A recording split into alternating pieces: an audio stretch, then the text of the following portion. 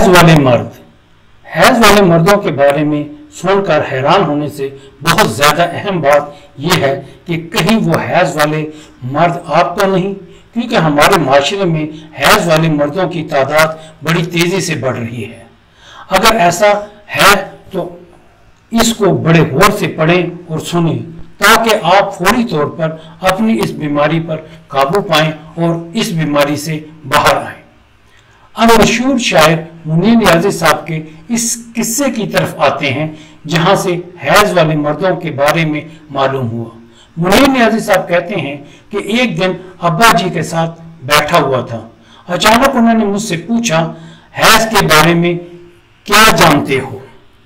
मैंने अपने दिल में अल्हम्दुलिल्लाह पढ़कर अल्लाह पाक का लाख लाख शुक्र अदा किया कि अब हम भी अपने आप को इन आज़ाद ख्याल लोगों में शुमार कर सकते हैं जो अपने घर में हर किस्म के मौजू पर खुलकर बात कर सकते हैं।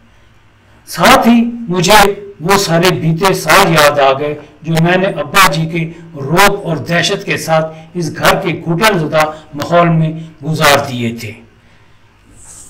मैंने मुस्कुराते हुए कहा, अब्बा जी, हैज एक ऐसे सर्कल का नाम है जिससे हर नौजवान औरत महीने में एक बार गुजरती है। अब्बा जी ने फिर पूछा, तो अच्छा औरत इस हालत में क्या करती है?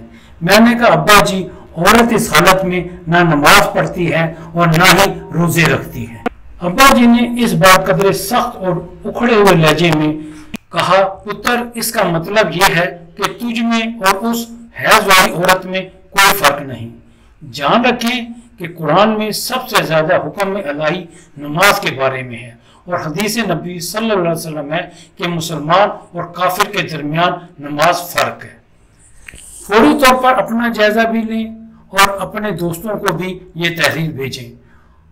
हो सकता है कि इनमें से कोई दोस्त इस बीमारी का शिकार हो और लोग उसको भी हैज वाला मर्द कहना शुरू कर दें। इससे पहले वो भी अपना इलाज करा ले और आपके लिए ये सदका जारिया बन जाए।